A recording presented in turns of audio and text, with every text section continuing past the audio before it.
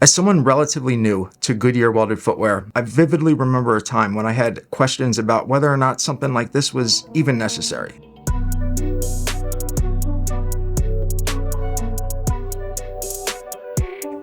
This is a wooden shoe tree. I didn't fully appreciate or just understand what made this so important. I recently did a poll on my Instagram account where I go by shelvage, just like I do here on YouTube, and I asked how many folks have dedicated sets of shoe trees for each pair of shoes. I also asked what common questions or issues do folks have with their shoe trees. But before I get into those poll results, let me talk about what a shoe tree is. A shoe tree is intended to be a replica of the wooden last that the shoemaker designs and then creates the shoe around. The wooden last is just the three-dimensional shape that replicates the foot that the shoemaker has designed for that pair of shoes. It's meant to maintain that shape and that structure for the lifetime of the shoe. As you can see, there's a wide range of different types of shoe trees. There are different colors, there are different types of wood, there's even plastic shoe trees. The most important piece is what are the benefits that you get of using a set of shoe trees versus not using a set of shoe trees. Hold on one second before we get to the poll results. The ebony stick's going to be available to purchase whenever you want at dapperwoodworks.com starting Friday. Whenever you want to buy it, you can buy it. There may be a 2 to 4 week processing time. As you know, each of these is made by hand by Justin, but other than that, no restrictions or limitations. Really excited to hear what you all think. Let's get back to the shoe trees. So we know the shoe tree is meant to replicate the shape of the original wooden last. But what is the point of that? You can see here by inserting this shoe tree, it's going to help to keep the leather upper taut or stretched out over that original shape, which helps to minimize the creasing, the rolling, and the flexing that happens in one of these highly stressed areas such as the vamp. It also helps to keep the outsole flat, and overall it's going to wick away moisture much faster than if you don't use them. Now if we look at the shoe on the other foot, you can see the curling that's already starting to happen here, as well as the more pronounced creasing and flexing on the vamp.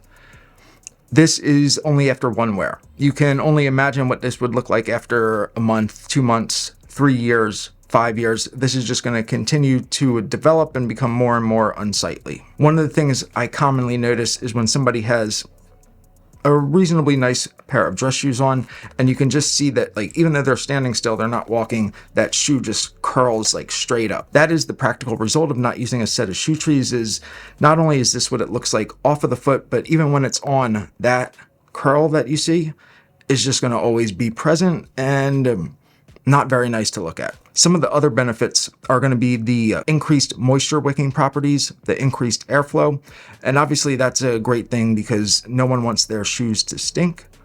But it's also going to help prepare the shoe for you to wear it the next time, because the quicker that you can get that shoe to dry in its natural state without applying any extra heat, the more readily available that pair of dress shoes and that leather is going to be to kind of go through another day's wear.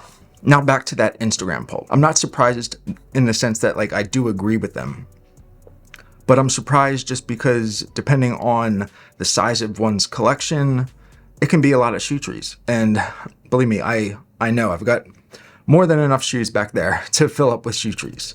Now, from a standpoint of like the common issues and questions, it spanned from, an issue with like the price of shoe trees today, getting a shoe tree that actually fits and doesn't wiggle around or doesn't like hang out the back of the shoe. If the shoe tree is not equally as detailed and refined in its finishing, it can really become just a pain in the ass to use, and it really just kind of degrades the overall user experience and joy of, making that very large purchase. All right, let's dive into these different types of shoe trees. TLB, Carmina. Now, these are by no means cheap. They are $100, but when you think about a $600 shoe or even a $1,000 shoe, an additional $100 shouldn't be a deal breaker if you want to get the most out of that pair of leather dress shoes. Essentially, when you go to use this, it's going to be very similar to the demonstration that I did last time. And that is, you just insert it, twist and push in. It's going to be a little bit easier with the springed shoe tree to get the optimal fit and pressure against the heel to flatten that out, because there is some room for error with having those springs. When it comes to the branded shoe trees such as this may not apply to every shoemaker, but more often than not, it is based off of the shape of one of their original lasts, or one of the most versatile lasts that they have. And then that same shoe tree is used for kind of all of their shoes, which is perfectly acceptable and a reasonable way to look at it. Moving up the scale a bit, these are kind of the next level up when it comes to the style shoe tree, and this is still a springed shoe tree. This is from Antonio Mecariello, as I showed earlier, and this is from Acme. The main difference here, it's the shape and how accurate the shape is, and just how, how detailed they're getting with each individual shoe tree.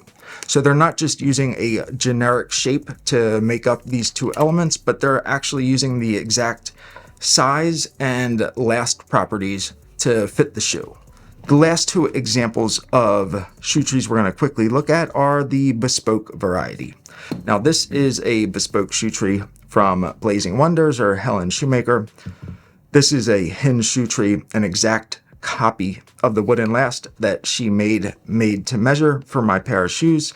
And as you can see, the fit perfectly mirrors that. This other example from Ichigo Ichie is a little bit on the opposite end of the spectrum, where it is still made as an exact copy of my Bespoke last from him, but with a little bit wiggle room built into the style shoe tree. The benefit of a shoe tree like this is that as the shoe stretches, you can adjust the hinge and always have a perfect fitting shoe tree. Let's quickly talk about how to really get the most out of your shoe trees and how to get even more than the most out of those shoe trees. If you have a pair of shoes that you absolutely love, but the fit is just a little bit off, you can repurpose or at least temporarily use a pair of shoe trees from a pair of shoes that fits you extremely well, and use that shoe tree to help kind of reshape or slightly stretch that other pair of shoes, and it'll really optimize the fit for you. This is a great way to repurpose and really maximize the value of the shoe trees that you already have. I actually made a specific video about doing this and how to stretch this pair of shoes. I'll put that link right here. But essentially what I did here is, this is another pair of penny loafers that I just needed to tweak the size of the instep because I have a very sensitive instep. What I did here was, with a piece of scrap leather, is I really figured out exactly where on my foot I needed to stretch this shoe, and then took this piece of scrap leather, placed it on this part of the last, or this part of the shoe tree, and just continued to tweak and modify how thick that leather was and where I was placing it on the shoe tree to get it to stretch the right part of the shoe. Let's look at some of these common questions and issues from the Instagram poll. Alan.wc.wu said packing them when traveling, which definitely resonates with me. It definitely adds some extra weight, especially if you're packing more than one pair, but I recommend looking into these travel shoe trees, as they can be much lighter in weight and just a little easier, less friction when packing for a business trip or just going away for the weekend. Airing your shoes out after taking them off and then forgetting to put the shoe tree in a half hour later. This one doesn't resonate as much. I know that there's a common, opinion out there that before you put the shoe tree in, you should let the shoe air out, but I don't necessarily subscribe to that, because the whole purpose of the shoe tree is to maintain that shape and help to aerate it, as well as wick away the moisture. So letting it dry or letting it air out first and then putting the shoe tree in, it just doesn't jive with that concept. I could be completely wrong. I just don't do that. What I do is, when I take the shoe off, I put the shoe tree in and I lace them up and I put them on the shoe rack. From PT Guzzo, the fit is always off. I mean, there's nothing more frustrating when it comes to shoe trees than one that doesn't fit. Whether it's too small or too large, it just really, in my eyes and in my past experience, can just, diminish the overall experience of that nice pair of shoes when you have to kind of deal with that at the beginning and end of every time that you use that pair of shoes. It can really be frustrating. Blues Bros G Forever. Non-availability of the last shape for the specific trees, so I can definitely relate to this.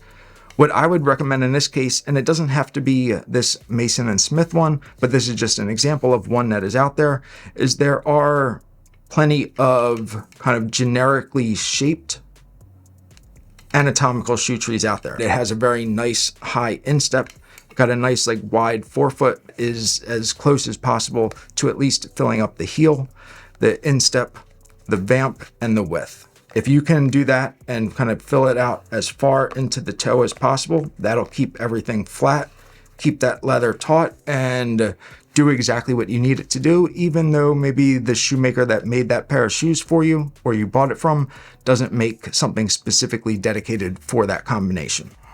If you guys want to check out the initial impressions and unboxing of this pair of Ricotta shell cordovan from TLB Majorca, I'll put that link right here. I'm definitely going to do a more comprehensive comparison of Ricotta, Shinky, Horween shell cordovan, but on that note, if you want to listen to the most recent episode of the Shell Cordovan podcast, I'll put that link right over here.